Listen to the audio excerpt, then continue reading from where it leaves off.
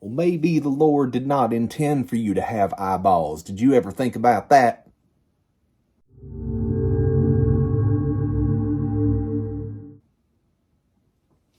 Hey, it's me, it's Dr. Pants. Welcome to the year end, or sort of year beginning now, video where I talk about some things that happened in 2022, and I'm going to play you a song, and other things are going to happen. But I want to start by saying I could have dressed up fancy for you, but I decided that I'd just wear my Bowie t-shirt. I mean, hey, you can't fade the Bowie. I just want to start by thanking everybody for all of your support this year. I know maybe I've already said this on social media, but thank you to everyone who came to a show, who bought something on Bandcamp, who streamed the music, who added it to a playlist, who shared a social media post. Especially want to thank those who came out to the cassette release show out at Dig It in the plaza. And I just want to thank everybody. It was a good year, and I have every intention of making 2023 an even better year. And I hope that you'll come along with me and continue to support the things that I do, and continue to tell the people that you interact with that Dr. Pants is something that you really enjoy and that they should check it out too. Now it's time for Bum and Psych for the entire year of 2022. So here are several things that I was bummed about in 2022 and things that I was psyched about in 2022. Bum and Psych. Bum and Psych. Bum and Psych. Bum and Psych. All right, so things in 2022 that I was bummed about. We're going to start with those. You always do the bad stuff first, and then you finish up with the good stuff. Bum number one, Twitter, man. It's it might die still. We were really afraid that it was gonna bite the big one there pretty quickly. It has hung on so far, but I am bummed about that platform potentially going away. It has been an instrumental platform in some of the good things that have happened in my career in the last decade or so, and I have met all sorts of incredible people through Twitter, and I don't want it to go away. It bums me out that it could potentially die. Hope it doesn't. Bum number two. This is probably a variation on a theme. Parenting is hard. I don't know if you know that. If you have children, you probably know. It doesn't get easier. I had this brief moment, probably maybe even earlier this year, where I was like, my kids are getting older, things are getting simpler, life is getting simpler, and then suddenly it's not, and you realize it will continue to not be, because they are complex emotional beings just like their parents are, and it's just gonna stay crazy and hard until God knows when. And on the one hand, don't hear me say I'm bummed about being a parent, because I love being a parent. Just sometimes it's really freaking hard. Bum number three. I'm kind of tired of food. I kind of got tired of food in 2022, and part of that is my own fault. I am somebody who grew up with what we would now call some sensory processing issues, and a lot of that was tied into food, and so there are a lot of things that I have just never learned to eat, and things that still do not appeal to me at all. And so relative to some people, I probably eat a fairly small range of foods, so that could be why. But in 2022, I just kind of got tired of food, of really, I have to feed myself again? Didn't I just eat a minute ago? Why? This is ridiculous. And I know I already feel a little bit better about it now, but I'm hoping that doesn't continue into 2023 too much, because I have to eat to stay alive. and make more music for you, among other things. All right, now our psychs for 2022 and going into 2023. Here are some things that I feel psyched about regarding the last year-ish. Psych number 1. I'm psyched that I feel justified in making this video. I did enough things this year that I feel like it is worth hopping on and summing them up in some manner. That is exciting to me, and that makes me feel excited and psyched about continuing to do more things as time moves forward into 2023. Psych number 2. People seem to like my new album. I've received some very, very, very kind words about this record, which means the world to me since it's my first sort of really rock record that I've made in almost a decade, and I am just super, super grateful. His first album anyway. I've released some singles, I've made some other music, I did an electronic album, like the whole bit, and there's even electronic stuff on this album, but it is closer to, you know, historically what Dr. Pants has been than, say, the electronic album was. Anyway, all that to say, I'm just so, so grateful that people like the record, and that just pleases me to no end. And thank you. Psych number 3. I played a bunch of shows this year. I played more gigs than I've played in, any number of years before this.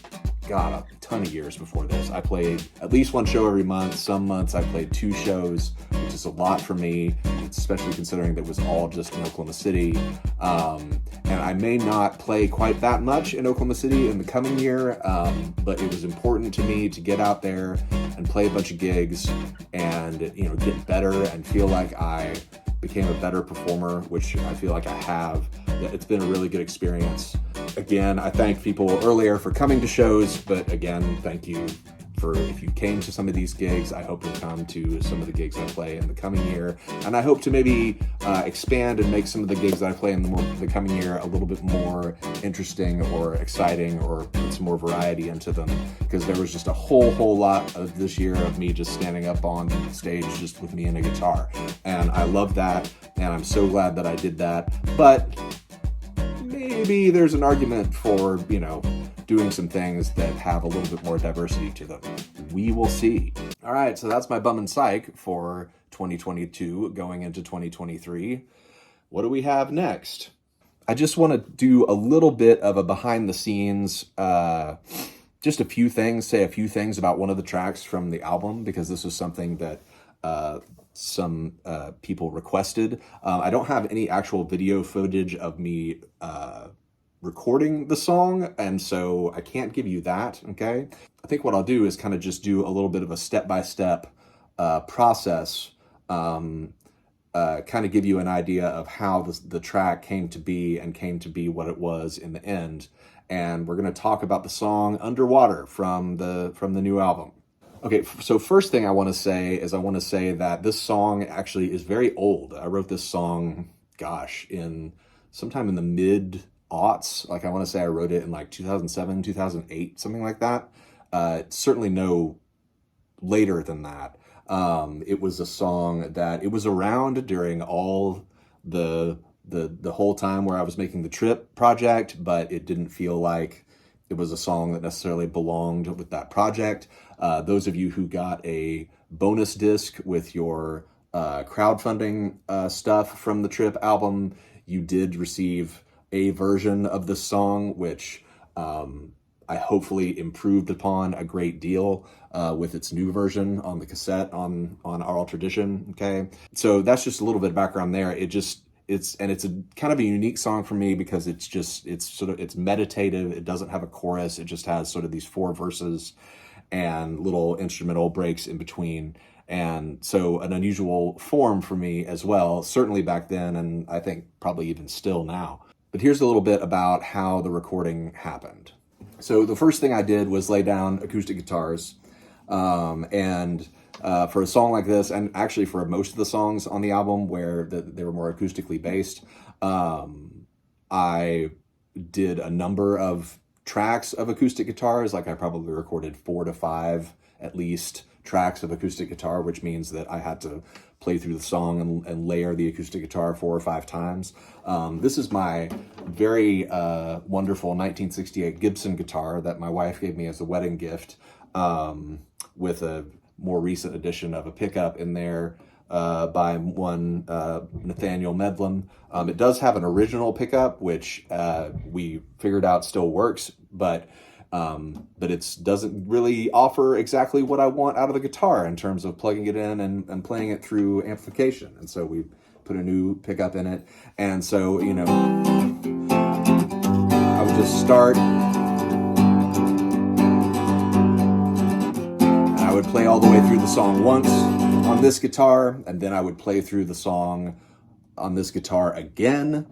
Then I would switch guitars, possibly to my newer Gretsch guitar, which if you've been to a show this year, you've seen me play that one. It looks kind of like this one, except it's a bit newer and less sort of rugged looking. And either that or my wife's Martin that she's had forever. And I would do a couple of tracks with that. And I would get to the point where I had this nice bed of acoustic guitars that felt kind of a little bit on the lush side and not super spare or whatever. From there, next thing I did was I started to layer some percussion stuff, and humorously enough, the only real percussion instruments that I own are things that initially were like toys for my children. Like, I mean, this tambourine it has a real tambourine feel to it, but if you look right there, it says First Act, which if you know toy instruments, you know that First Act is like the big toy instrument company. And these maracas, they probably are legit maracas, but they came with some percussion stuff, some toy stuff that a relative gave my kids. And then this was a kick drum that came from a little drum kit we got for my son a number of years ago, and he's way too big for it now. If he wants to play the drums, he's probably to the point where we get him actual sort of like a junior real drum kit, but we'll see about that. But anyway, I used all this stuff on the album quite a bit. I used at least, the tambourine and I think possibly the maracas on Underwater. And then when you get to the point where you hear the parts in the song where you have kind of a little booming drum thing underneath, okay, that sounded kind of like this. I used these funny little sticks, and I used this drum to make that sound. And no shame, man. Like, you use what you got and you make it work. And I love the fact that I can take this and it can be a thing that I use on my record. I think that's the most fun thing ever. The next thing I did was put bass on the song, and that's interesting mainly because, like, it gives me an opportunity to talk about where this bass came from. It's just a Yamaha bass. I'm pretty sure it came from a pawn shop. It is nothing fancy, but it does hold tune and it's intonated fine. And so it works for what I need it for. But the interesting thing about this bass is if you know me, you know that my dad passed away in 2018. Gosh, it was at least a year ago, possibly more. I was over at my mom's, and a friend of mine who was also a friend of my dad's, who is also somebody who occasionally helps my mom out and does work for her when on her house when she needs it, happened to be up in the garage apartment, the apartment above the garage at my folks' house. And he was there that day when I was there, and he comes to the door, we're talking, he's like, "Did your mom tell you about the bass?" I was like, "What bass?" And he's like, the bass in the garage apartment that apparently your dad bought." I was like, "No, I have no idea about this."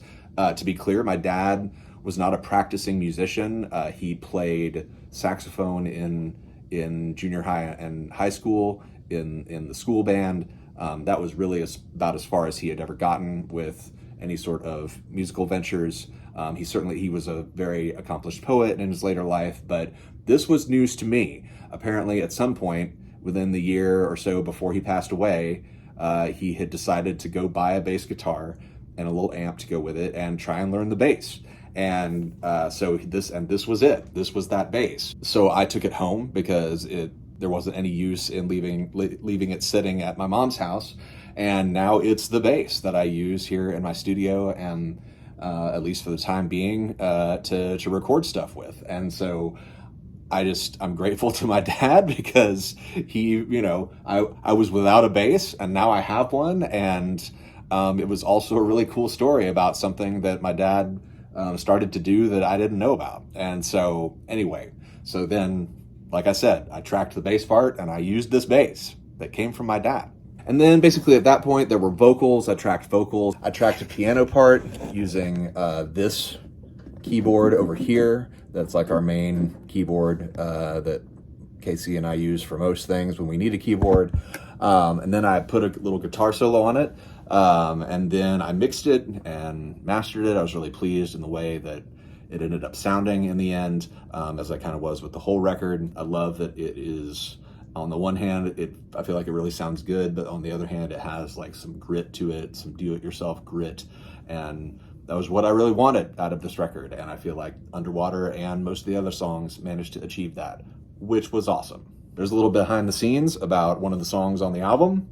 And let's finish up with, I'll play you a song. How about that? I figured I'd play Visigoth Summer because it is one of my favorite songs on the record, and a number of other people have told me that it's one of their favorites as well. And it is a song very much about the passage of time and looking backwards. And if this video is partially about looking backwards to 2022, let's play a song about looking backwards. But all that to say, I'm also looking forward. Like I said, I have lots I want to do in 2023, and I will hopefully tell you all about those things soon. Meanwhile, before I play, because I'll probably just stop the video after I play the song, important things to remember. If you're in Oklahoma City, you can get my cassette at Dig It in the Plaza. Otherwise, the cassettes are still available on Bandcamp, as well as the album available as a download. I'd love for you to pick up a copy if you haven't. The cassettes come with a download code, and so if you just want to get the cassette as a keepsake, sort of as a physical item you can just put on your shelf and look at, then you can get a download with the cassette and get both. So anyway, drpants.bandcamp.com. Also, if you're in Oklahoma City, my next performance is January 27th. It's a Friday at Full Circle Bookstore, and I will see you guys there, hopefully. Here's Visigoth Summer.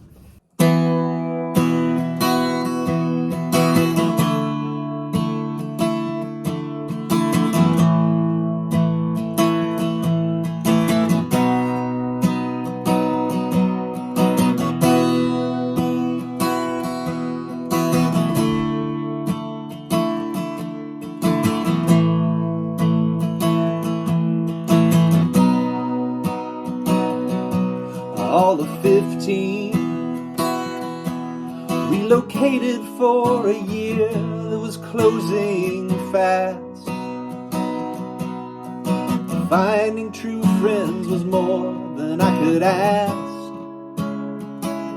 but there they were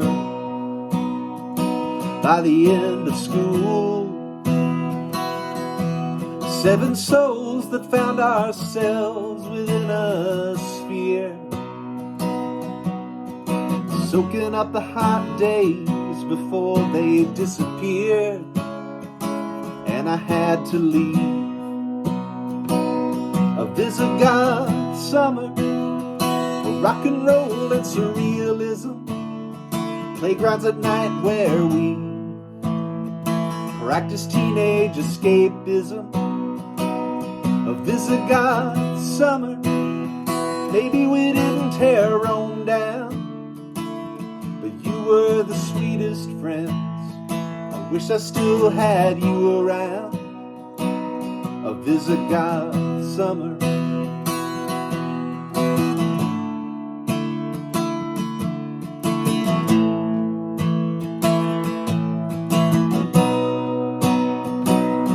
Put on some Pink Floyd, turn out all the lights and lie on the floor. Listen and talk till nothing matters anymore, except right now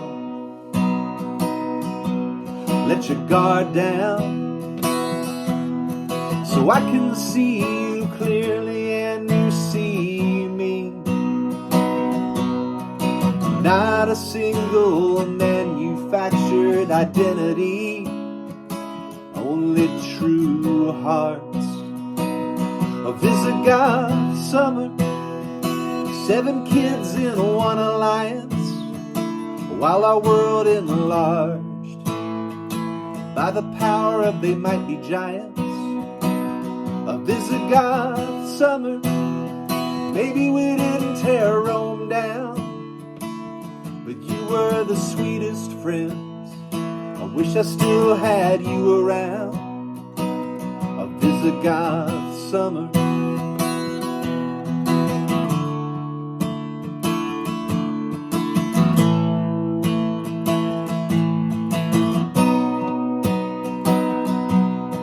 I was with Amy and Hillary was into Dave. Laura loved Greg, but once I moved away, things got weird, and it was just as I feared. They splintered apart and fell into decay. A Visigoth summer, Douglas Adams and Beatles tapes, an oasis in my teen years that I still venerate. A Visigoth summer, maybe we didn't tear Rome down, but you were the sweetest friends. I wish I still had you around. Send this to the homes of the ones it was written for. I don't want the world, I just want you back. Send this to the homes of the ones it was written for. I don't want the world, I just want you back.